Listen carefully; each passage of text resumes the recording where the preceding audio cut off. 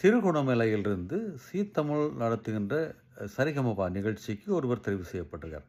எப்படி தெரிவு செய்யப்பட்டிருக்காருன்னு சொன்னால், அவர் வேலைக்கு செல்லும்போது அவருடைய கஷ்டங்களை போக்குவதற்காக பாடல் பாடி வருவார் அப்படின்னு சொல்லியிருக்கிறார்கள்.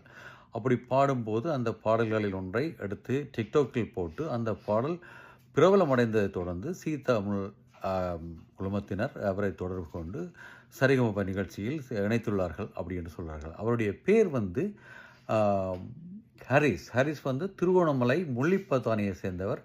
அவர் வந்து ஒரு பாடலை பாடியிருந்தார். பல பாடல்களில் ஒரு பாடலை நான் கேட்டிருக்கேன்.